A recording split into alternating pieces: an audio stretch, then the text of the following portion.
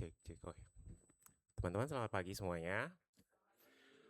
Sebelum kita memulai ibadah hari ini mungkin aku mau mengundang teman-teman untuk maju sekitar 5 baris kali ya. 5 baris ya 3 baris kursinya soalnya kan, ya kita semua tahu ya ini liburan minal aidin wal faizin ya. Mungkin teman-teman kita ada yang merayakan juga keluarganya gitu atau mungkin ada yang sedang berlibur gitu. Jadi supaya lebih hangat, lebih akrab, yuk majuan yuk. Mungkin Asyar boleh bantu ya, dari belakang untuk mengarahkan ke teman-temannya tempat duduknya. Terima kasih ya untuk partisipasinya.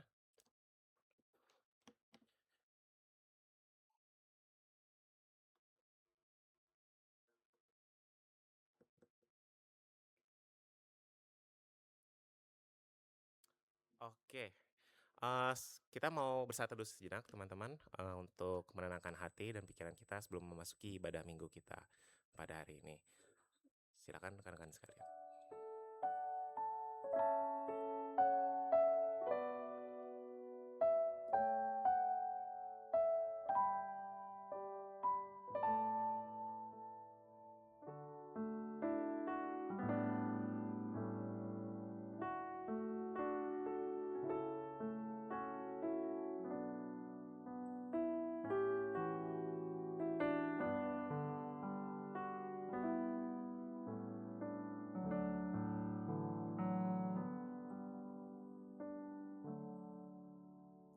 Teman-teman, saat ini kita akan menyalakan lilin prapaskah yang kelima sebagai panggilan kita untuk menjadi pribadi yang dulu hidup dalam kegelapan, kini hidup dalam terang Kristus. Marilah hidup dalam pertobatan dengan berbalik kepada Tuhan. Berbaliklah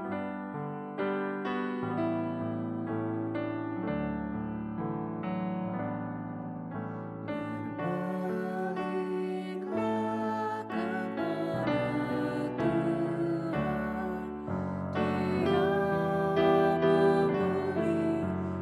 Dia memulih hidupmu.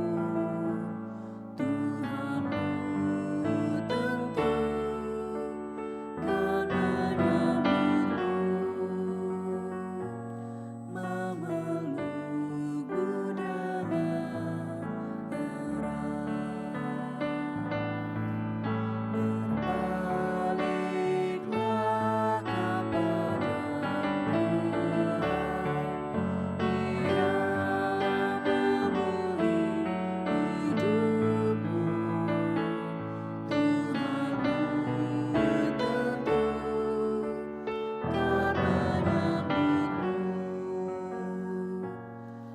memelukmu dengan erat.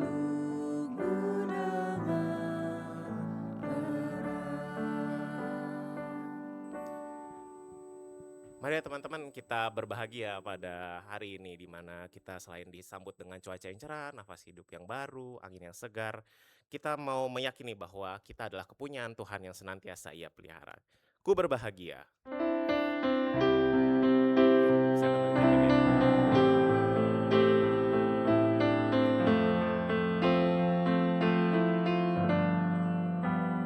Ku berbahagia, yakin teguh, Yesus abadi kepunyaanku.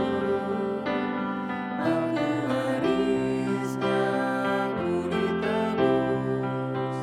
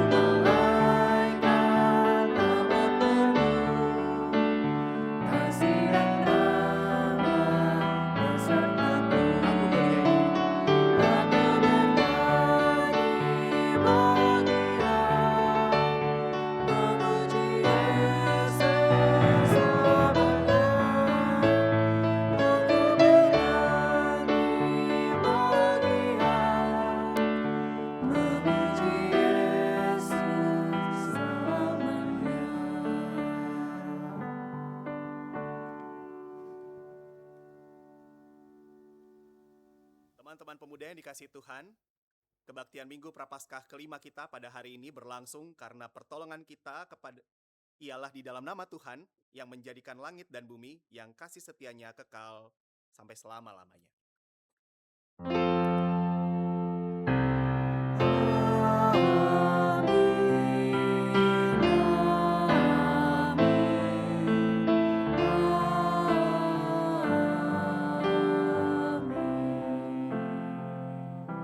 Kasih karunia dan damai sejahtera dari Allah Bapa kita menyertai saudara. Dan menyertai saudara juga.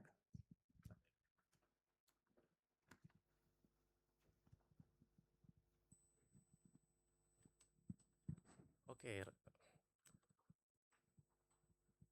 rekan-rekan di sini saya yakin tidak ada dari kita yang baru tahun ini merayakan Paskah, betul ya?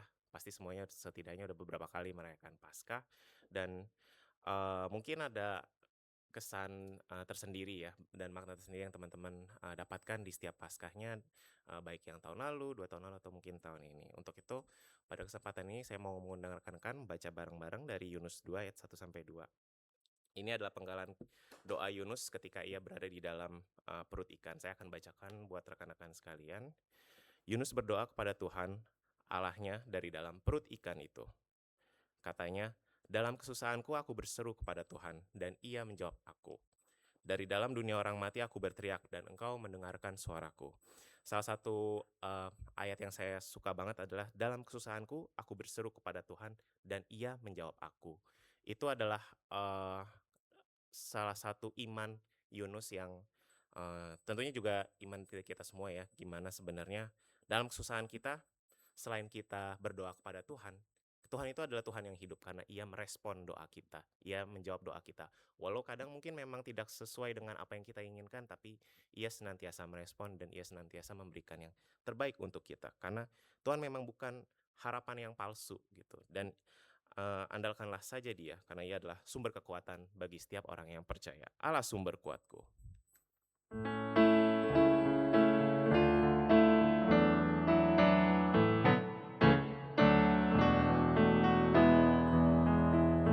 Hanya Kau milikku di surga.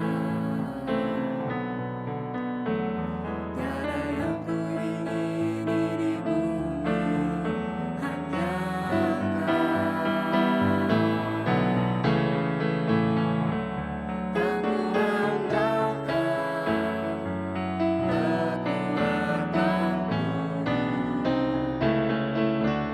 namun yang pasti Kau tetap selamanya. Allah sumber kuatku, Allah sumber kuatku, Allah sumber kuatku dan bagianku selamanya. Kita nyanyikan sekali lagi, hanya Kau milikku di surga. Hanya Kau milikku di surga.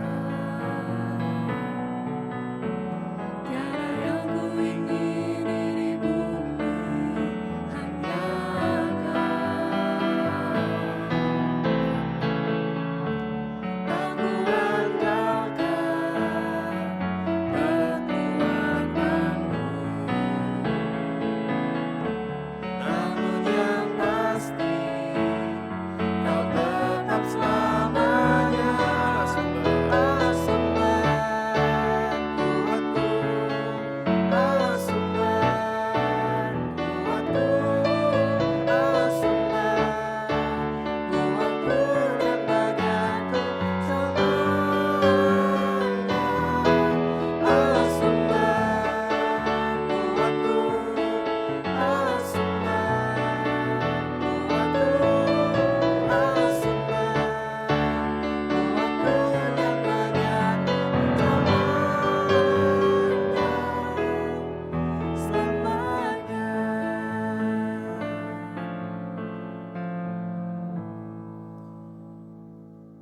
sebagaimana Yunus di dalam perut ikan, kadang-kadang kita pun juga dalam perjalanan hidup kita menemui masa-masa gelap gitu ya, masa-masa di mana kita merasakan ketakutan atau merasakan bagaimana mencekamnya situasi di sekeliling kita, entah mungkin bersama dengan teman, dengan keluarga, dengan orang-orang yang disayang.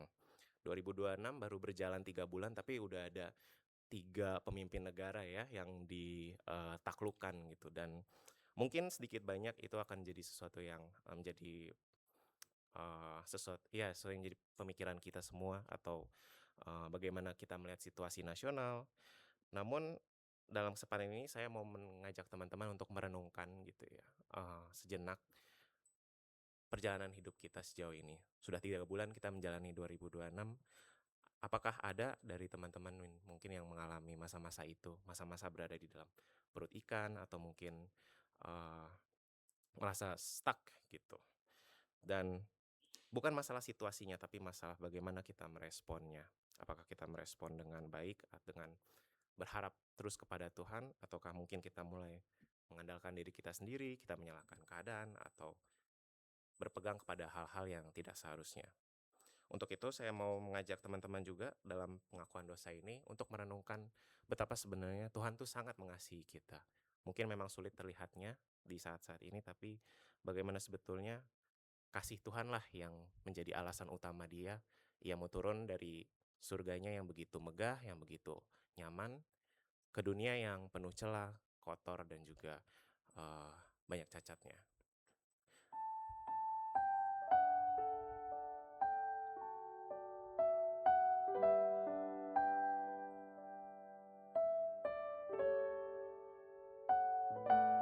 Rekan-rekan yang pria dipersilakan nyanyikan baitnya yang pertama. Yesus turun dari sorga, masuk dunia penuh celah, berdoa dan bergumul dalam taman, cawan pahit pun diterimanya. Mengapa Yesus menderita di dalam, dan mahkota duri pun dipakainya? Mengapa Yesus mati bagi saya? Kasihnya, ya karena kasihnya.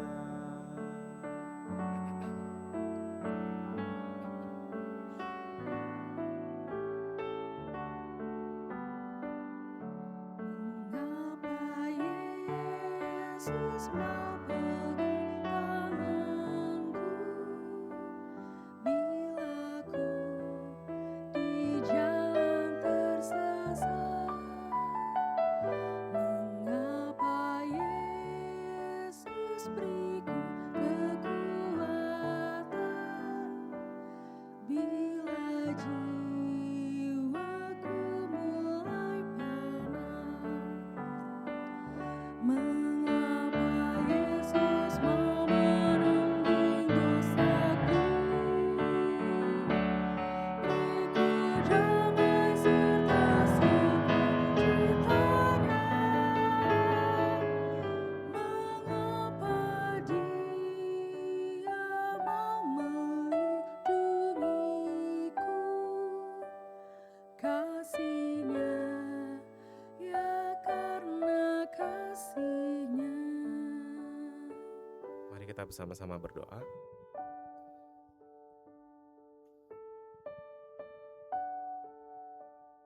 Ya Tuhan, terima kasih atas karunia-Mu yang begitu melimpah, begitu besarnya kepada kami, yang bahkan tidak bisa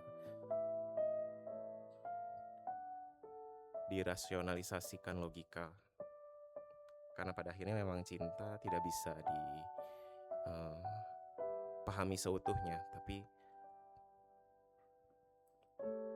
biarlah dalam kesempatan ini kami bisa terus belajar menjadi lebih baik lagi, memahami cinta-Mu lebih baik lagi, untuk kami tetap berjalan di dalam pengharapan, di dalam-Mu. Amin. Kita nyanyikan sekali lagi, mengapa Yesus menderita di dalam. Mengapa Yesus menderita di darat dan mahkota duri pun dipakainya? Mengapa Yesus mati bagi saya? Kasih-Nya, ya karena kasih-Nya. Mari kita bangkit berdiri membacakan bersama-sama Mazmur 119 ayat 114. Engkaulah persembunyianku dan perisaiku. Aku berharap pada firman-Mu. Demikianlah berita anugerah dari Tuhan. Kepada Allah Damai Kristus besertamu. dan besertamu juga. Silakan memberikan salam damainya kepada rekan-rekan di sekitarnya.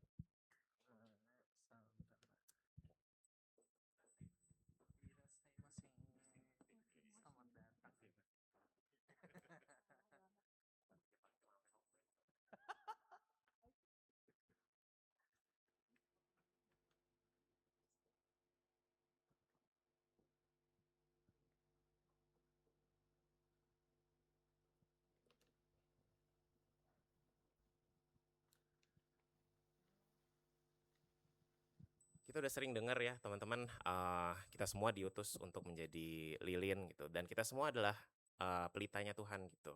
Kamu adalah garam, kamu adalah terang gitu. Yang mana dalam perjalanannya mungkin memang terang itu jadi sebuah tantangan dalam kehidupan, dalam proses kehidupan kita sehari-hari. Amin. Marilah dalam lagu ini kita mau sama-sama mengimani dan mengamini bahwa ketika kita menerima Yesus menjadi terang kita, kita pun juga bisa hadir bagi rekan-rekan di sekitar kita. Jadilah terang kami.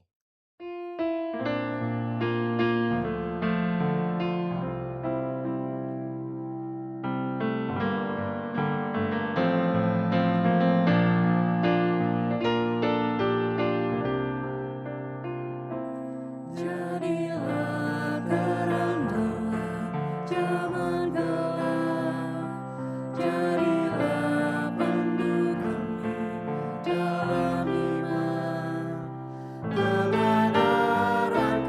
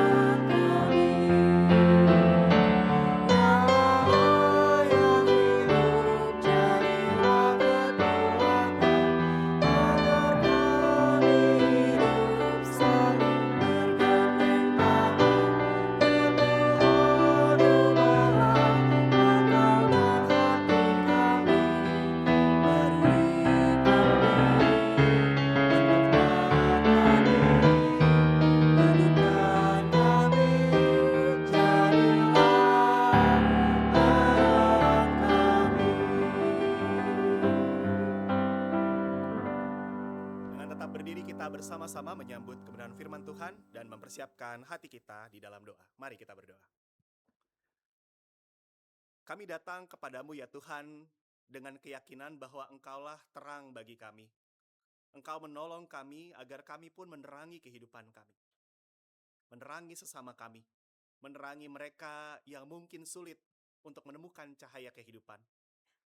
Tetapi Tuhan, kami sadar bahwa seringkali ketika kami mengimani bahwa Engkau adalah terang hidup kami merasa hidup kami tidak terang.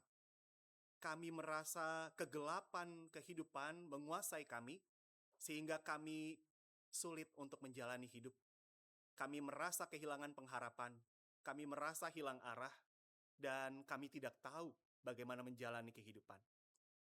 Maka biarlah ya Tuhan firman-Mu yang akan kami renungkan bersama-sama, meneguhkan kami, agar ketika kami berada di dalam titik terendah kehidupan, kami tetap percaya kepadamu. Kami tetap mengimani bahwa Engkau menyertai kami, bahkan ketika kami sulit untuk menemukan karya tangan-Mu. Biarlah Roh Kudus yang menguasai hati dan pikiran kami, agar kami dapat mengetahui firman Tuhan, apa yang Tuhan kehendaki untuk kami lakukan, dan kami mampu menjadi terang, sebab Engkau sang terang bersama-sama dengan kami. Kami menyerahkan diri kami di dalam tuntunan firman Tuhan. Dalam Kristus kami berdoa. Amin.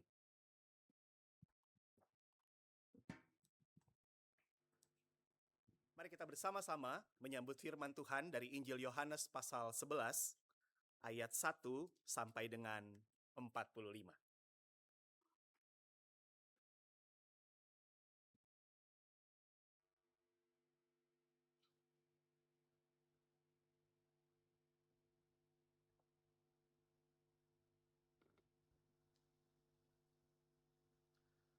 Ada seorang yang sedang sakit namanya Lazarus dari Betania, kampung Maria dan saudaranya Marta. Maria ialah perempuan yang pernah meminyaki kaki Tuhan dengan minyak wangi dan menyekanya dengan rambutnya. Lazarus yang sakit itu adalah saudaranya. Kedua perempuan itu pun mengirim kabar kepada Yesus, "Tuhan, dia yang Engkau kasihi sakit." Ketika Yesus mendengar kabar itu, ia berkata, "Penyakit itu tidak akan membawa kematian, tetapi akan menyatakan kemuliaan Allah, supaya melalui penyakit itu, anak Allah dimuliakan."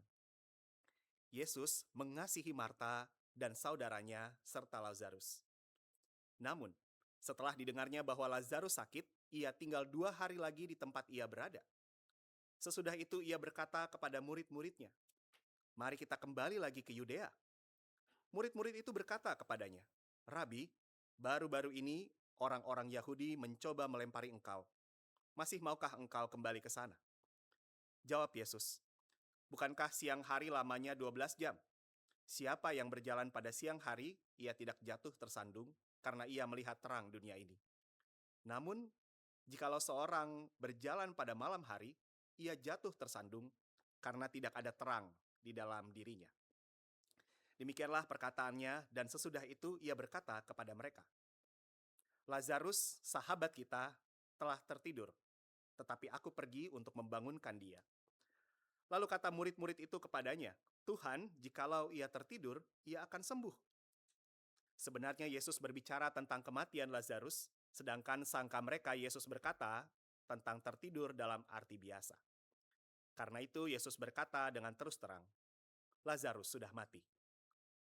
Namun aku bersuka cita, aku tidak hadir pada waktu itu, sebab itu demi kebaikanmu, supaya kamu dapat percaya. Marilah kita pergi sekarang kepadanya." Lalu Thomas yang disebut Didimus berkata kepada teman-temannya, yaitu murid-murid yang lain, "Marilah kita pergi juga untuk mati bersama dengan dia." Ketika Yesus tiba, didapatinya Lazarus telah 4 hari berbaring di dalam kubur. Betania terletak dekat Yerusalem, kira-kira 3 kilometer jauhnya. Di situ banyak orang Yahudi telah datang kepada Marta dan Maria untuk menghibur mereka berhubung dengan kematian saudaranya. Ketika Marta mendengar bahwa Yesus datang, ia pergi mendapatkannya. Namun Maria tinggal di rumah. Lalu kata Marta kepada Yesus, "Tuhan, sekiranya Engkau ada di sini, saudaraku pasti tidak mati." Namun sekarang aku tahu bahwa Allah akan memberikan kepadamu segala sesuatu yang engkau minta kepadanya. Kata Yesus kepada Marta, saudaramu akan bangkit. Kata Marta kepadanya, aku tahu bahwa ia akan bangkit pada waktu orang-orang bangkit pada akhir zaman. Jawab Yesus kepadanya, akulah kebangkitan dan hidup. Siapa yang percaya kepadaku, ia akan hidup walaupun ia sudah mati. Dan setiap orang yang hidup dan yang percaya kepadaku tidak akan mati selama-lamanya. Percayakah engkau akan hal ini? Jawab Marta, ya Tuhan, aku percaya bahwa engkaulah Mesias, anak Allah, yang datang ke dalam dunia. Sesudah berkata demikian, ia pergi memanggil saudaranya Maria dan berbisik kepadanya, Guru ada di sana dan ia memanggil engkau. Mendengar itu, Maria segera bangkit lalu pergi menemui dia. Namun waktu itu Yesus belum sampai di kampung itu. Ia masih berada di tempat Marta menjumpai dia. Ketika orang-orang Yahudi yang bersama Maria di rumah itu untuk menghiburnya melihat bahwa Maria segera bangkit dan pergi keluar, mereka mengikutinya karena mereka menyangka bahwa ia pergi ke kubur untuk meratap di situ. Setibanya Maria di tempat Yesus berada dan melihat dia, sujudlah ia di depan kakinya dan berkata kepadanya, Tuhan, sekiranya engkau ada di sini, saudaraku pasti tidak mati. Ketika Yesus melihat Maria menangis dan begitu juga orang-orang Yahudi yang datang bersama dia, kesallah hatinya. Ia terguncang dan berkata, di manakah kamu baringkan dia? Jawab mereka, Tuhan, marilah dan lihatlah.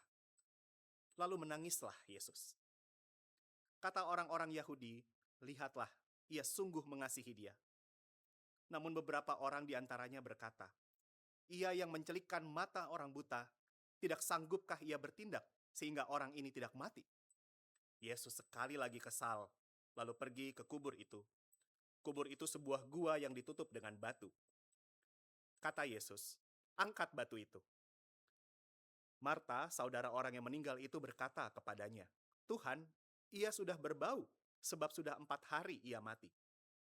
Jawab Yesus, bukankah sudah kukatakan kepadamu, jikalau engkau percaya, engkau akan melihat kemuliaan Allah? Mereka pun mengangkat batu itu, lalu Yesus menengadah ke atas dan berkata, Bapa, aku mengucap syukur kepadamu, karena engkau telah mendengarkan aku. Aku tahu bahwa engkau selalu mendengarkan aku. Tetapi karena orang banyak yang berdiri di sini mengelilingi aku mengatakannya, supaya mereka percaya bahwa engkaulah yang telah mengutus aku. Sesudah berkata demikian, berserulah ia dengan suara keras, Lazarus, marilah keluar. Orang yang telah mati itu keluar, kaki dan tangannya masih terikat dengan kain kafan, dan mukanya tertutup dengan kain peluh. Kata Yesus kepada mereka, bukalah kain-kain itu dan biarkan ia pergi. Demikianlah firman Tuhan, berbahagialah setiap orang yang tidak hanya membaca, tetapi juga melakukan firman Tuhan di dalam hidupnya. Hosana.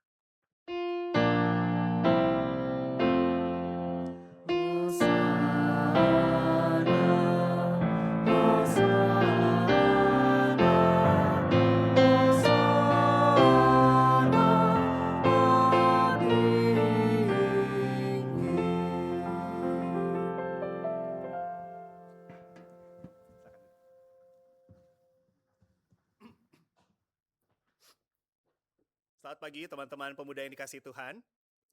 Selamat pagi. Oke, bagaimana kabarnya? Oke. Ya, oke, baik. Ya. Puji Tuhan kalau kita baik. Dan karena kabar kita baik, izinkan saya bertanya langsung, to the point gitu ya. Apakah di antara kita ada yang pernah mengalami mental breakdown? Tahu mental breakdown? Kondisi yang kayak seakan-akan semuanya tuh penuh sekali di kepala, bawaannya dorongannya tuh kita cuma pengen teriak, marah, mengekspresikan kegusaran kita dan seterusnya. Entah karena pekerjaan, entah karena studi, entah karena keluarga, entah karena pertemanan, pacar misalnya, atau apapun. Pernah? Saya pernah melihat di jalan ketika berkendara ada seorang pemuda yang gak tahu tiba-tiba marah semarah-marahnya, dan orang-orang di sekitarnya juga kelihatan kayak gak tahu dia marah kenapa. Dia tendang tempat sampah, dia teriak-teriak, dia banting HP-nya. Saya nggak tahu HP-nya baik-baik saja apa enggak, tapi ya dia marah sekali. Dia bingung sekali. Sangat membingungkan. Teman-temannya pada bingung semuanya. Dipikir-pikir orang mungkin kalau ngeliat, ih kenapa ya? Kok aneh ya? Ih gila kali ya? Dan seterusnya. Banyak asumsi-asumsi orang lain. Tetapi secara mental, secara psikologis, sesungguhnya ini suatu hal yang sangat mungkin terjadi gitu ya pada orang, dan jangan langsung dengan mudah dikatakan wah ini pasti ada apa-apanya dan seterusnya. Mungkin dia mengalami suatu tekanan yang berat, mungkin dia mengalami suatu hal yang tidak mudah untuk dia cerna dalam pikirannya. Saya nggak tahu apakah teman-teman pernah mengalaminya atau pernah menyaksikan teman yang lain atau saudara juga ada pada situasi ini. Ini sesuatu yang mungkin akan kita jumpai dalam diri orang lain. Semoga tidak dalam diri kita, tetapi kalau kita mengalaminya pun, ya bagi saya itu sebagai sebuah proses kehidupan. Ya, sebagai seorang beriman, hidup nggak selalu baik-baik saja, begitu ya. Nggak ada orang yang luput, entah apapun yang dilakukannya, pasti dia mengalami suatu hal yang sangat sulit. Nah, oleh karena itu, saya pernah ditanya juga, ketika ada orang mengalami mental breakdown, berada pada pengalaman titik nadir, bagaimana kemudian ia jadi percaya kepada Tuhan? Gimana ya cara menguatkannya? Bagaimana ya cara menunjukkan bahwa Tuhan tuh ada loh buat orang-orang yang mengalami situasi sulit seperti itu? Bagaimana kalau kita ada di tengah situasi hidup tanpa harapan? Ketika kita proses studi, saya nggak tahu teman-teman, saya menganggap teman-teman mungkin antara yang sudah lulus kuliah atau yang saat ini sedang kuliah, begitu? Oke ya, bener ya? Ya, mungkin kita pernah mengalami situasi yang tanpa harapan, entah kenapa gitu ya. Segala sesuatunya terasa sulit, nggak ada orang yang mampu menolong kita, dan seperti nggak ada hal yang bisa kita usahakan supaya kita bisa bangkit dari keterpurukan kita. Nggak ada harapan. Semuanya terjatuh. Kayak kita harus menerima nasib hidup kita, begitu ya. Bagaimana beriman di tengah situasi hidup seperti ini? Bagaimana ketika kita merasa bahwa Tuhan nggak hadir, nggak kelihatan? Bagaimana pertolongan itu datang gitu ya? Nggak ada yang nolongin saya pada situasi-situasi sulit. Nah, ini yang menjadi pergumulan begitu banyak orang. Banyak orang mengalami situasi ini, dan tak jarang juga ini yang membuat banyak kaum muda akhirnya meninggalkan tidak hanya imannya tetapi juga gereja gitu ya. Buat apa beriman kepada Tuhan gitu ya. Banyak sekali kaum muda yang mengaku dirinya agnostik. Tahu ya agnostik? Agnostik itu bener-bener yang nggak percaya sama pemahaman agama atau tentang ketuhanan, nggak, aneh gitu.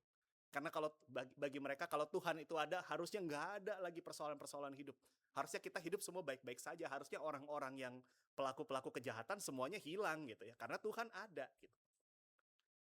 Tapi nyatanya kita hidup di tengah berbagai pergumulan yang berat begitu. Tadi pelayan liturgi kita ngomong soal bagaimana masuk 2026 ini dengan situasi yang nggak bisa dianggap sepele gitu ya, perang di mana-mana, kita generasi-generasi yang nggak pernah mengalami perang, tahu-tahu sekarang ada perang gitu kan, apa ini, kok aneh gitu ya, tapi orang masih bercandain di media sosial gitu kan, perang-perang hahaha dan seterusnya, Indonesia punya apa gitu ya, MBG dan seterusnya, banyak hal gitu, dibercandain sama banyak orang.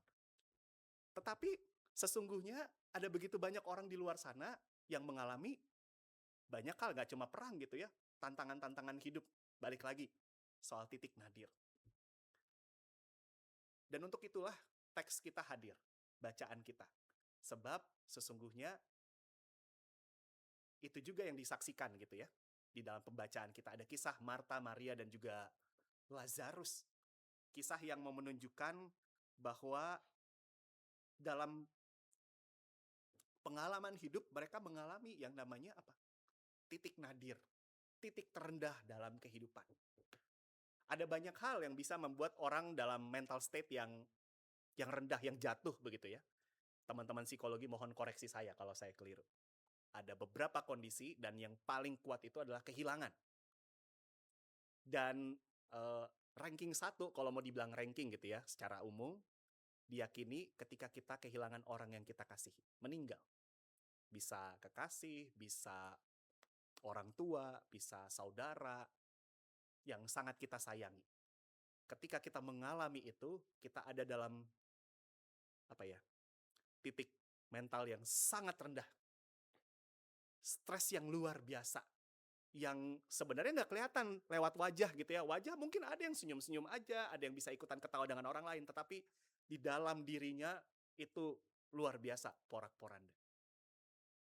Nah ini terjadi juga di dalam kisah Marta Maria. Gitu ya. Mereka adalah orang yang tentu tahu ya kisah Marta dan Maria. Yang satu mendengarkan Yesus, yang satu sibuk di belakang. Ini Marta dan Maria yang sama, begitu kira-kira. Nah, di dalam pembacaan ini kita mau belajar bahwa ternyata ada banyak hal yang juga mungkin kalau kita baca di Alkitab, nah ini sekali lagi ya, kaum muda kan kritis juga ya membaca teks Alkitab. Secara jelas dibaca tadi, kalau teman-teman baca dengan sungguh-sungguh, Yesus sengaja gitu ya, menunda kedatangannya. Bahkan di dalam apa ya, orang-orang yang sangat mengharapkan kedatangan Tuhan Yesus, di dalam teks Alkitab dikatakan Yesus sengaja menunda kedatangannya. Nah ini kan orang bahkan langsung berkata, kok Tuhan menunda, kok Tuhan datang tidak pada waktunya? Bukankah Tuhan bekerja gitu ya? Segala sesuatu dalam perancangan yang baik dan berbagai hal. Tetapi dari sini kita mau melihat bahwa sesungguhnya bukan Tuhan itu nggak peduli. Tetapi bahwa melalui karya penderitaan yang seperti ini, kemuliaan Tuhan tuh mau ditunjukkan. Nah kita mau belajar dari ketiga reaksi ketika Tuhan hadir yang mungkin bagi mereka tidak pada waktunya, terlambat Tuhan. Apa yang terjadi? Marta ketika ia menjumpai Yesus, ia mengatakan, Tuhan, sekiranya engkau tiba lebih awal, kira-kira gitu ya. Kalau kau ada lebih dulu, saudaraku pasti tidak mati. Ungkapan pengharapan yang pupus begitu ya. Tetapi setelah itu apa yang dikatakan? Tapi dia katakan begini, sekarang pun aku tahu bahwa Allah akan memberikan kepadamu segala sesuatu yang engkau minta kepadanya. Lalu Tuhan Yesus mengatakan, akulah kebangkitan dan hidup. Percayakah engkau akan hal ini? Marta mengatakan, ya Tuhan, aku percaya. Nah ini sebuah sikap iman yang luar biasa. Saya sharing sedikit ya, sebagai pengalaman sebagai seorang pendeta. Dan sebelum jadi pendeta tentu sudah beberapa kali juga melayani dan mendampingi anggota jemaat ataupun saudara-saudara yang berduka karena kehilangan orang terkasih. Kami diajarin kalau khotbah tuh jangan muluk-muluk gitu ya. Jangan terlalu berat. Karena apa? Karena katanya percuma, nggak akan ditangkap. Saya pikir, terus kalau gitu ngapain saya berfirman? Tapi justru di tengah itulah kita harus tetap menyampaikan kebenaran firman Tuhan. Ujung-ujungnya mungkin nggak didengar gitu ya, mungkin nggak diinget. Gitu. Karena apa? Karena tadi kita sedang berhadapan dengan orang-orang yang mungkin dalam mental state terendah gitu ya. Bayangin jadi orang berduka, teman-teman. Saya nggak tahu apakah teman-teman pernah mengalami pengalaman seperti ini apa enggak. Kita dalam kondisi ini, bayangkan saya seorang yang berduka, saya kehilangan orang yang saya kasihi, saya harus mengurus ini itu, harus mengurus surat kematian, harus mengurus rumah duka, hubungi gereja, dan seterusnya. Hubungi saudara-saudara, tapi pada saat yang bersamaan orang-orang nelpon, nanya kabar, mau ngajak ngobrol. Lalu orang-orang gereja datang dengan misi ingin menguatkan, ingin menghibur gitu ya.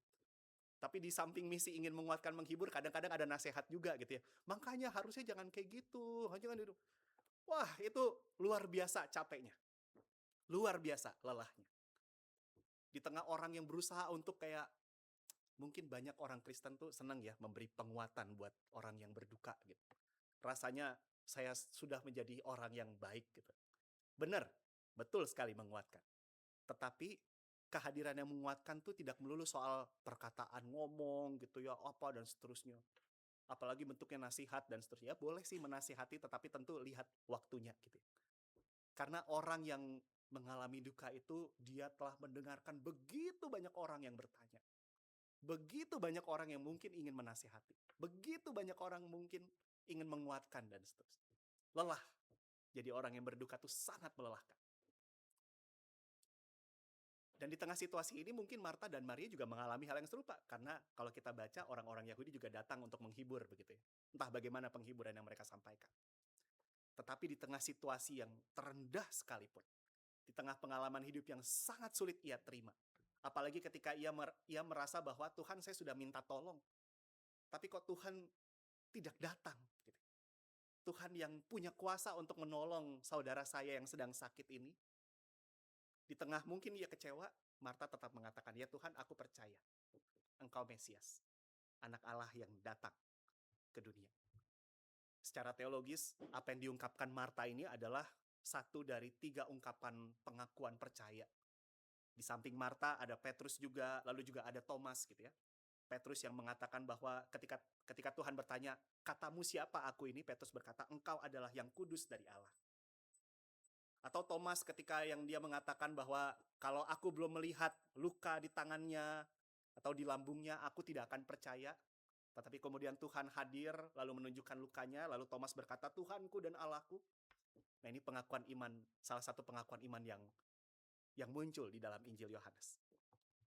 Dan menariknya, iman ini muncul di tengah kesedihan dan kekecewaan yang berat. Meskipun dia nggak punya alasan untuk tetap percaya ya, sama ya. Kalau kita sekali dikecewain sama orang, mungkin kita berpikir ngapain lagi percaya sama orang itu. Tapi Marta justru meskipun ia mungkin dalam state kecewa gitu ya sama Yesus, tetapi ia tetap percaya kepadanya. Maria juga sama. Ketika ia menjumpai Yesus, dia mengatakan hal yang sama. Sekiranya engkau datang lebih dulu, saudaraku tidak akan mati. Tidak panjang lebar, that's it, selesai. Lalu apa yang dia lakukan? Dia menangis. Dia meratap. Dia sujud di kaki Yesus, dia bilang bahwa kalau Tuhan datang lebih awal, mungkin Lazarus tidak mati, dan seterusnya. Tetapi kemudian sepenuhnya itu adalah ekspresi kesedihan. Maria menangis di hadapan Yesus. Dan menariknya adalah ketika Yesus melihat Maria menangis, dan juga orang-orang yang menghiburnya juga ikut menangis, kesallah hati Yesus, terguncang dan kemudian ikut menangis. Bagi saya ini adalah sebuah pengalaman yang wow, yang saya rasa ini sesuatu hal yang perlu digarisbawahi oleh kita. Kadang kita berpikir kalau kita sedih, gitu, orang mungkin nggak ngerti perasaan kita. Kalau kita kecewa, ketika kita marah, gitu, orang mungkin gagal kecewa. Tetapi Tuhan enggak. Tuhan mengerti. Dan tidak hanya mengerti, Tuhan juga ikut mengalami perasaan yang sama. Ketika hadir di sana, Yesus kesal hati, kesal tuh gusar dengan situasi itu, gitu. Ia terguncang hatinya, bayang. Yesus yang adalah Tuhan dan Juru Selamat, hatinya terguncang. Bukan karena ada orang yang ini ya, yang berdosa atau apa, tetapi justru karena ada orang yang berduka. Dan kemudian ia ikut menangis. Bahwa sesungguhnya Tuhan Yesus bukan sosok yang nggak serasa gitu ya, tetapi Tuhan juga mengalami dan merasakan apa yang dialami oleh manusia. Dan ekspresi inilah sesungguhnya yang juga menjadi kesaksian yang ditunjukkan Maria. Lalu sosok yang ketiga adalah Lazarus. Apa hubungannya sama Lazarus? Lazarus kan mati begitu. Tapi bagaimana kok bisa ditunjukkan? Lazarus menunjukkan kesetiaannya kepada Yesus dengan keluar dari kubur ketika Tuhan memanggilnya. Sebab seekor domba akan datang ketika ia mendengar suara gembala. Ya. Begitupun juga Lazarus. Ketika Yesus memanggil namanya, memintanya keluar, Lazarus dalam kondisi yang tidak sanggup, ya mati begitu ya. Tetapi ia tetap bangkit. Dan ini menunjukkan bahwa memang benar, Yesus adalah kebangkitan dan kehidupan. Dan karena itu kematian tidak berkuasa atas dia dan juga mereka yang menjadi miliknya. Mungkin jadi pertanyaan selanjutnya, kalau gitu kenapa nggak Tuhan Yesus membangkitkan banyak orang yang mati juga banyak di sekitar situ gitu ya. Atau pertanyaan selanjutnya, apakah kemudian Lazarus hidup selama-lamanya? Tentu tidak. Pada akhirnya ya mengalami keterbatasan sebagai manusia, seperti kita juga, ia juga mati. Setiap kita mungkin juga tentu kita akan mengalami hal itu, kita nggak tahu kapan waktunya. Tetapi kita percaya bahwa Yesus adalah kebangkitan dan kehidupan, dan karena itu kematian itu nggak berkuasa atas diri Tuhan dan juga atas kita yang adalah miliknya. Itu yang menjadi pengharapan kita. Nah, dari ketiga pengalaman ini, teman-teman pemuda, inilah yang menjadi pengharapan kita. Bahwa ternyata ketika kita merasa kehidupan kita ini seperti gelap sekali, kita seperti sulit sekali untuk melihat kehadirannya, sesungguhnya kasih Allah tetap nyata. Meskipun kita nggak bisa melihat karya tangannya, meskipun kita tidak bisa melihat Allah seperti yang kita ingin, bagaimana Allah itu menyatakan dirinya, Allah tetap nyata. Meskipun cara Tuhan tidak kita mengerti bekerja dalam kehidupan kita, bukan berarti Tuhan tidak bekerja. Meskipun Tuhan tidak menyatakan dirinya di tengah-tengah kita atau lewat cara-cara yang kita bayangkan, bukan berarti kemudian Tuhan tidak nyata. Tuhan ada. Bahkan ketika kita ngerasa Tuhan gak ada. Dalam kondisi yang sesulit itu, Tuhan hadir. Dan Tuhan tidak hanya mengerti perasaan kita, tetapi Ia juga serasa dengan kita. Ketika kita berduka, kita datang kepada Tuhan, ini mau menunjukkan bahwa Tuhan juga mengalami duka yang kita alami. Ketika kita kecewa, Tuhan mengerti kekecewaan kita. Sebab Tuhan hadir, ketika Ia datang ke dunia, Ia hadir sebagai manusia yang juga punya hati, yang juga punya rasa. Nah, inilah pengharapan kita. Jadi kalau teman-teman pemuda ada dalam kondisi-kondisi yang sangat berat dalam kehidupan, percayalah, Tuhan mengerti. Tuhan tahu. Dan Tuhan hadir buat kita. Dan dalam pengalaman kesedihan yang paling berat, dalam duka yang paling memilukan, dalam pengalaman hidup yang seakan Tuhan gak ada, justru disitulah Tuhan ada. Itu harus jadi pegangan kita. Saya nggak tahu teman-teman pemuda di usia berapa, mungkin kita baru mengalami bahwa boom gitu ya. Segala sesuatu sekarang ada dalam kendali saya nggak bisa sepenuhnya bergantung sama orang-orang yang saya kasihi, orang tua, saudara, teman, dan siapapun. Mungkin kita akan merasa mengalami ini, saya nggak tahu ya, tapi setidaknya saya mengalami gitu. Ketika saya nggak bisa menggantungkan hidup pada orang-orang yang selama ini saya menggantungkan hidup, pada orang tua, siapapun gitu. Mungkin kita mengalami situasi-situasi ini. Nggak tahu harus datang ke siapa, nggak tahu harus minta tolong ke siapa. Rasanya kalau kita minta tolong ke satu orang secara terus-menerus, yang ada kita ngeganggu, dan seterusnya. Justru dalam pengalaman-pengalaman terendah, kita mau belajar bahwa Tuhan ada pada saat itu. Nah, karena tadi rekan pelayan liturgi kita sempat ngomong ini ayat yang sangat mengena, Yunus 2 tadi ya, sempat disinggung ya. Nah, izinkan saya membagikan 2 ayat. Saya nggak bilang ini ayat favorit, tetapi 2 ayat ini juga cukup mengena ketika saya merenungkan ini. Harusnya kita memfavoritkan Alkitab gitu ya. Tidak hanya penggalan-penggalan ayat tertentu saja. But it's okay. Roma 8 ayat 28 tahu ya teman-teman ya. Kita baca sama-sama boleh versi TB2-nya? 1, 2, ya. Kita tahu bahwa Dia turut bekerja dalam segala sesuatu demi kebaikan orang-orang yang mengasihi Allah, yaitu mereka yang terpanggil sesuai dengan rencananya. Ini disampaikan oleh Paulus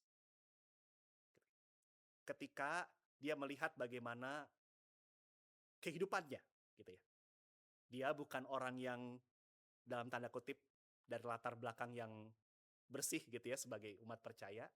Dia penganiaya jemaat, dia menyakiti banyak orang, tetapi justru orang seperti ini malah dipakai Tuhan untuk menjadi rasulnya, menjadi hambanya, dan dia sangat memengaruhi perkembangan kekristenan karena Alkitab kita dari setelah Kisah Para Rasul, Surat Roma, sampai seterusnya itu isinya tulisan dia semua.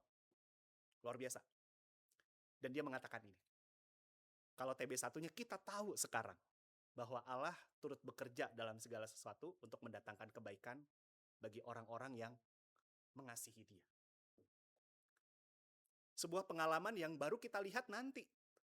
Atau pada saat itu Paulus gitu ya, ketika dia melihat kehidupannya ke belakang, dia melihat hidupnya sangat rumit, penuh dengan masa lalu yang gelap. Tiba-tiba ada satu poin Tuhan memanggil, dan ia bekerja, ia sempat ditolak, tapi kemudian akhirnya dia diterima, lalu ia mengatakan ini. Kita tahu sekarang bahwa Allah turut bekerja dalam segala sesuatu. Teman-teman yang dikasihi Tuhan, rasanya sulit untuk kita memelihara pengharapan ketika kita sedang mengalami kesusahan atau penderitaan, atau kita berada di titik terendah kehidupan kita. Tetapi kita perlu belajar dan mengimani bahwa titik terendah kehidupan itu bukanlah akhir dari kehidupan. Tidak sama. Titik terendah hidup tidak sama dengan akhir hidup. Makanya kita diajak untuk melihat ke depan. Bahwa ternyata setelah titik terendah ini masih ada kelanjutannya.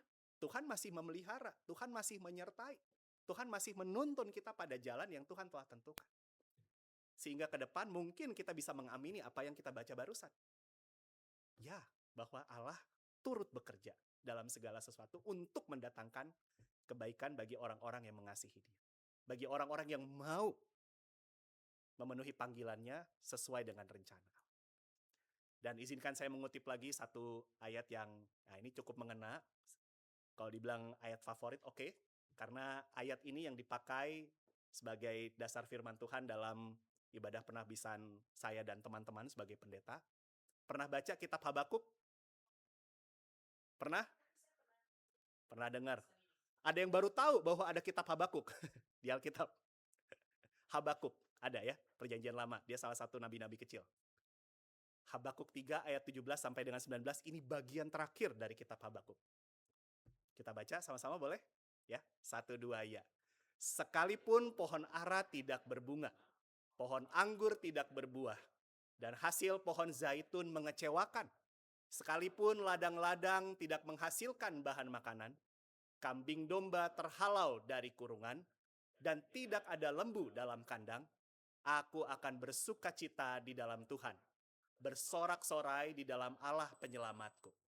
Allah Tuhanku itu kekuatanku. Ia membuat kakiku seperti kaki rusa dan membuat aku mampu berjalan di tempat tinggi. Ini indah banget, jujur. Apalagi kalau kita dalam kondisi yang sangat, ya mungkin kita merasa hidup kita nggak baik-baik aja. Bahwa ternyata ada ungkapan iman yang luar biasa. Sekalipun semua yang mungkin saat ini kita usahakan sedang tidak baik-baik saja, gitu ya. Ini mengkondisikan seperti seorang pemilik ladang, pemilik kebun, pemilik ini ya, hewan dan seterusnya. Bahwa ketika ia melihat apa yang dimilikinya tidak baik, ia tetap bersorak. Ia tetap bersuka cita dalam Tuhan. Kiranya ini juga menjadi bagian dari iman kita. Meskipun baik saat ini ataupun kelak, kita mungkin ada pada kondisi yang mirip dengan seperti ini, kita akan tetap bersuka cita dalam Tuhan. Dari sini kita melihat, ini yang menjadi panggilan kita. Percaya bahwa Yesus adalah Tuhan dan Juru Selamat. Apapun kondisi hidup kita, seberat apapun situasi kita, tetap percaya bahwa Tuhan adalah Juru Selamat kita. Dan kita mengekspresikan iman kita. Meratap boleh nggak? Perjanjian lama ada kitab namanya Ratapan gitu ya. Isinya apa? Ratap. Gitu. Banyak orang mengatakan nggak boleh kita sedih sama Tuhan. Tuhan itu baik, kita harusnya gembira dan seterusnya. Padahal kita lagi sedih-sedihnya. Gitu. Bagi saya itu kurang tepat. Tuhan menerima kita apa adanya. Bahkan ketika kita sedang kecewa, ketika kita sedang sedih, ketika kita sedang marah pada kehidupan. Tetap tunjukkan iman kepada Tuhan di tengah rasa sakit, kecewa, dan duka kita. Dan kalau tadi kita belajar dari Lazarus yang bangkit setelah ia mendengar Tuhan memanggil, belajarlah juga untuk mendengarkan. Yesus Kristus itu Sang Firman. Maka kita dipanggil untuk hidup setia mendengarkan Tuhan. Terkadang kita sebagai orang beriman, kita butuh tanda dari Tuhan. Tuhan tolong kasih saya tanda dong. Tuhan tolong. Gimana? Apakah ini jalan yang tepat buat saya apa enggak? Bagaimana saya harus menyikapi ini dan itu dan seterusnya. Lalu kita berpikir, Tuhan kok nggak kasih saya tanda gitu ya? Tuhan kok nggak mengintervensi kehidupan saya? Teman-teman, firman Tuhan ini adalah tanda dari Allah. Tuhan sudah menyatakan dirinya. Kita melihat kesaksiannya. Maka mari hidup mendengarkan firman Tuhan. Setia di tengah kehidupan kita, bagaimanapun kondisinya. Dan karena itu 3 hal yang kiranya bisa kita lakukan. Pertama, ketika hidup terasa sulit, tetap datang sama Tuhan, bukan menjauh. Ya, banyak orang polanya begitu. Ketika hidup sulit, jauh, menjauh dari Tuhan, bergumul, menjauhi gereja, menjauhi persekutuan, gak mau berdoa dan seterusnya. Kebalik. Justru kalau kita melihat hidup kita terasa sulit, itu semakin kuat alasan kita untuk datang kepada Tuhan. Tapi jangan jadi di alasan, oh kalau hidup saya baik-baik aja, jadi saya boleh dong nggak persekutuan, nggak gitu ya. Ibadah tuh bakti iman kita. Tetapi kalau kita ada di dalam situasi sulit, justru itu semakin kuat alasan kita untuk datang mencari Tuhan. Tuhan menghendaki kita jujur dalam pergumulan. It's okay, kita dalam titik terendah kehidupan kita dalam waktu-waktu tertentu. Tetapi kita hadapi pergumulan sambil tetap percaya dan berserah. Hidup beriman tuh bukan pura-pura kuat. Kadang-kadang orang gitu ya, wah beriman banget ya, kelihatan dia tegar. Padahal lagi susah banget hidupnya dan seterusnya. No. Iman itu bukan kemudian harus tampak lewat wajah, lewat sumringah dan seterusnya. Enggak. Iman itu justru ketika kita tetap berharap dalam hati, meskipun kita dalam keadaan lemah sekali. Disitulah iman. Dan tunjukkan ketaatan dalam langkah kecil. Jangan hanya menunjukkan ketaatan dalam hati, taat, saya taat. Tunjukkan. Meskipun kita males, meskipun kita ngerasa, ya ampun saya harus baca Alkitab, bisa nggak sih hari Minggu aja gitu ya. Atau mungkin dalam pengalaman-pengalaman lainnya, aduh saya harus gimana ya. Tunjukkan ketaatan dalam langkah kecil. Tunjukkan bahwa kita memang taat pada Tuhan. Bahkan di dalam hal-hal yang sederhana di kehidupan kita. Dengan begitu, kita mengimani Yesus yang adalah pengharapan kehidupan kita. Tuhan menolong kita. Amin.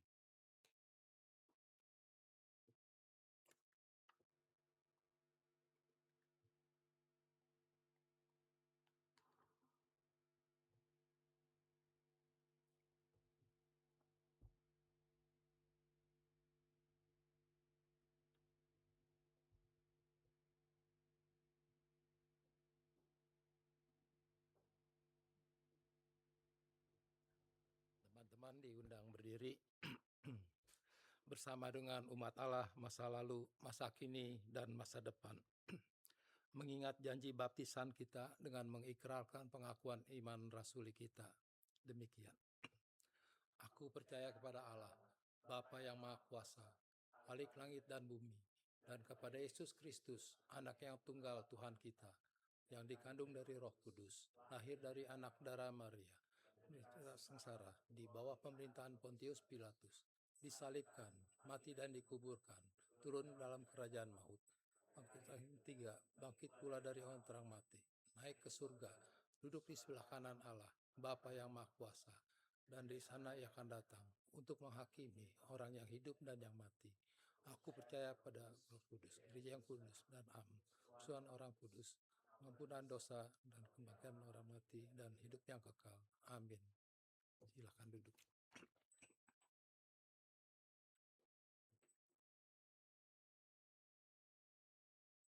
Teman-teman, mari kita berdoa. Bapa dalam sorga, mampukanlah kami untuk meyakini bahwa Engkau selalu hadir dan menyertai kami, bahkan ketika kami berada di dalam pengalaman titik nadir. Ampuni kami ya Allah, ketika kami seringkali meragukan kuasa Tuhan dan berpikir seakan-akan Tuhan tidak menyertai kami, sehingga kami hidup dikuasai kegelapan. Kami takluk pada godaan-godaan dunia, dan kami menjauhkan diri kami dari hadir-Mu. Mampukanlah kami agar di dalam pengalaman hidup yang rendah sekalipun, kami tetap mencari Tuhan. Kami tetap berharap pada Tuhan. Kami tetap bersandar kepada Tuhan. Dan mampukanlah kami juga agar di tengah kesulitan hidup, kami dapat melangkah. Sebab Engkau Tuhan yang menguatkan kaki dan hati kami, agar di tengah tantangan dan pergumulan, kami dapat terus menjalani hidup ini dengan tabah dan dalam pengharapan. Biarlah firman-Mu ini melekat dalam hati kami ya Allah, dan kami jalani senantiasa dalam keseharian kami. Dan di dalam terang firman-Mu ini, kami mendoakan setiap kami di dalam pergumulan dan harapan kami masing-masing. Kami berdoa untuk setiap kami di dalam kehidupan kami, segala hal yang menjadi bagian di dalamnya. Proses studi kami, karir kami, keluarga kami, begitupun juga kesehatan kami. Segala hal yang menjadi bagian dari hidup ini, kami memohon agar Tuhan yang senantiasa menyertai dan mampukan kami untuk tetap percaya dan melihat penyertaan Tuhan dalam berbagai contoh-contoh. Mampukanlah kami untuk tetap percaya pada kehadiran-Mu bahkan ketika kami sulit untuk melihat oleh karena situasi-situasi sulit yang kami alami. Dan berikanlah kami kesehatan, agar di dalam menjalani hidup yang tidak mudah ini, kami tetap beroleh kekuatan dari Tuhan. Tuhan memelihara tidak hanya fisik tetapi juga mental kami, sehingga kami dapat terus mengerjakan panggilan Tuhan dimanapun Tuhan menghadirkan kami. Dan saat ini juga ya Tuhan, kami berdoa untuk setiap kami yang dalam waktu atau pekan terakhir ini merayakan syukur karena Tuhan memelihara kehidupan. Kami bersyukur untuk rekan kami, Margareta, yang kemarin merayakan pertambahan usia. Ya Tuhan, biarlah momen pertambahan usia ini menjadi pengingat bahwa Tuhan senantiasa menyertai dan memberkatinya. Dan biarlah di dalam hari-hari ke depan, Tuhan yang terus meneguhkan hatinya, agar ia semakin setia menjadi anak-Mu, dimanapun ia berada, dengan segala tanggung jawab yang Tuhan percayakan, dan kehadirannya sungguh-sungguh menjadi terang yang menerangi begitu banyak orang. Tuhan anugerahkan dengan kesehatan dan kekuatan, serta berkat yang baik, sehingga kehidupannya dapat dijalani dengan penuh syukur. Kami berdoa juga untuk gereja-Mu, GKI Samanhudi, dan juga secara khusus persekutuan pemuda di tempat ini. Tuhan, jadikanlah persekutuan ini sarana Tuhan untuk menghadirkan pertumbuhan bagi kaum muda gereja-Mu. Sehingga di dalam kami menjalani kehidupan, kami memiliki tempat yang baik yang di dalamnya kami saling mendukung, kami saling membangun, dan kami saling mendoakan. Mampukanlah gereja-Mu di tempat ini agar dapat mengerjakan juga karya-karya pelayanan, sehingga melalui gereja Tuhan di tempat ini, GKI Samanhudi, karya kasih Tuhan boleh dinyatakan, dan semakin banyak orang boleh melihat kebesaran dan kemuliaan Tuhan nyata. Secara khusus, kami berdoa untuk persiapan dan juga pelaksanaan masa raya Prapaskah dan juga Paskah.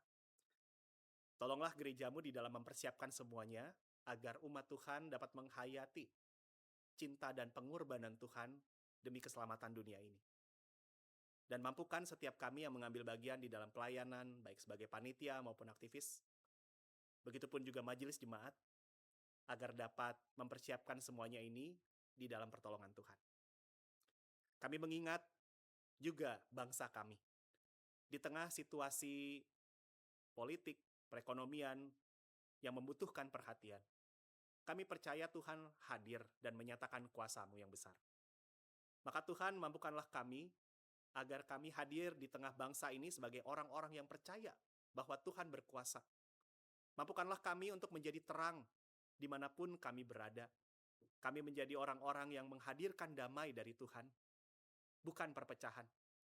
Kami menjadi orang-orang yang mendukung pengharapan dan mendukung juga segala hal yang baik bagi bangsa ini. Dan mampukan kami agar melalui hidup kami, damai Tuhan senantiasa dinyatakan. Terima kasih ya Allah. Inilah doa kami dan pengharapan kami. Kami naikkan di dalam nama Tuhan kami Yesus Kristus yang mengajar kami berdoa. Bapa kami yang di sorga, dikuduskanlah nama-Mu.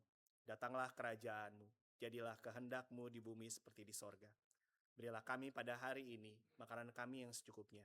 Dan ampunilah kami akan kesalahan kami, seperti kami juga mengampuni orang yang bersalah pada kami. Dan janganlah membawa kami ke dalam pencobaan, tetapi lepaskan kami dari yang jahat. Karena Engkaulah yang punya kerajaan dan kuasa dan kemuliaan, sampai selama-lamanya. Amin.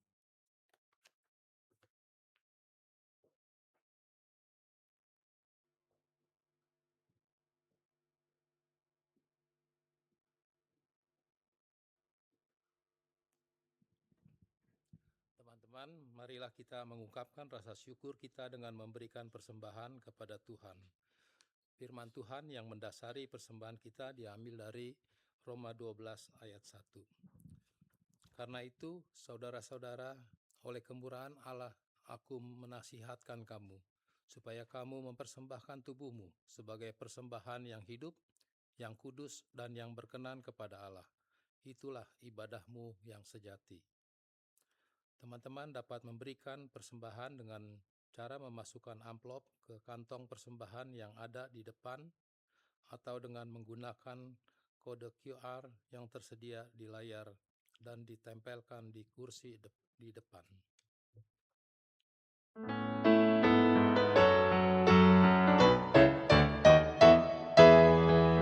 Berwaktu pagi, tak berbalik kasih, tak berwaktu siang, terus sampai senja. Nantikan Tuhan pada musim panen, kita akan bersuka bawa berkasnya masuk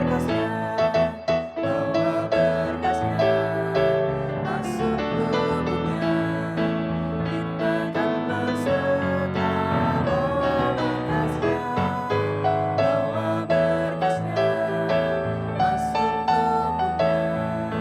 Kita akan bersuka bawa berkasnya masuk lubuknya.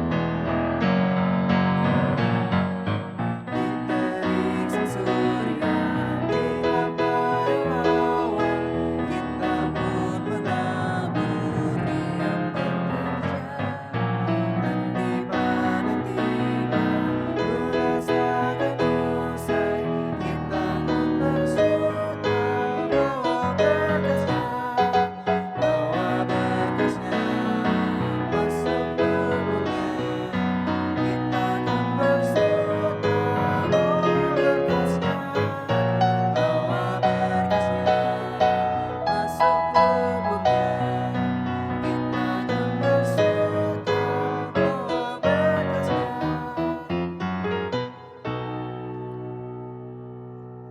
berdoa.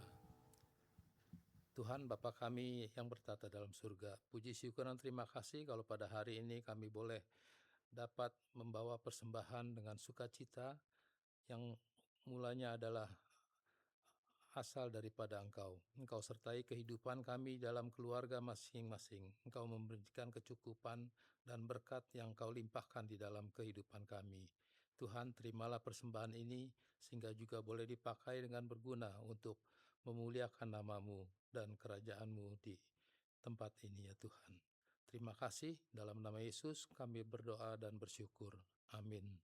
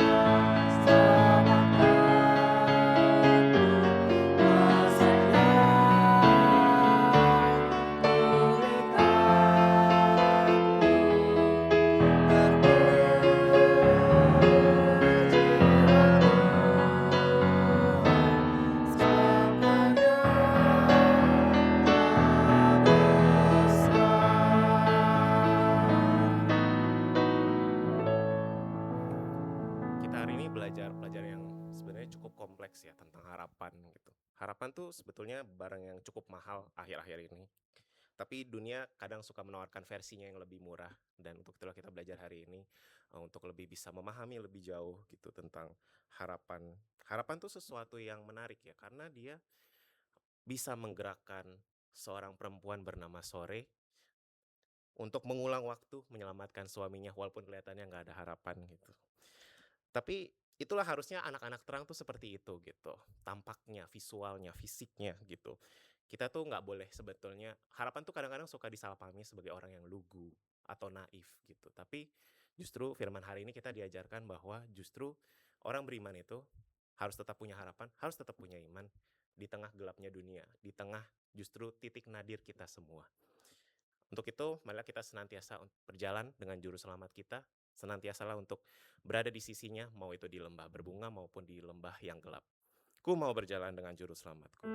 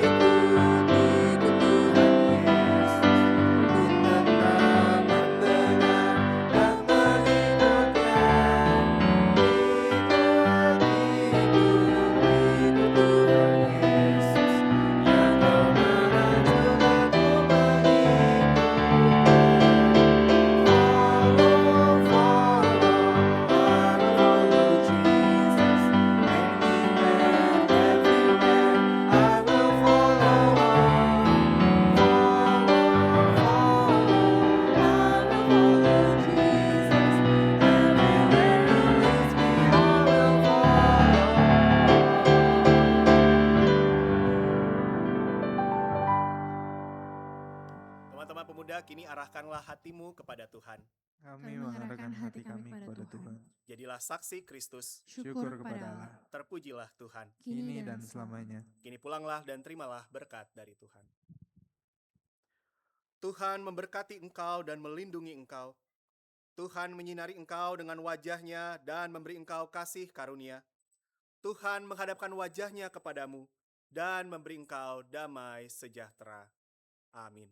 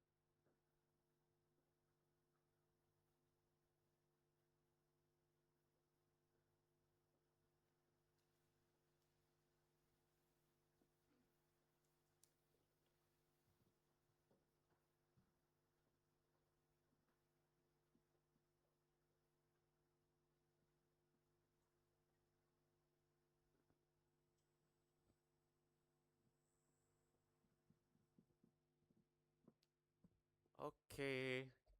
Kita ada beberapa pengumuman sebelum menyelesaikan kebaktian minggu kita hari ini. Saya janji 15 menit deh. Semoga cepat ya. Ya, ada teman-teman yang baru di sini datang. Ada yang pertama kali datang. Ben, mau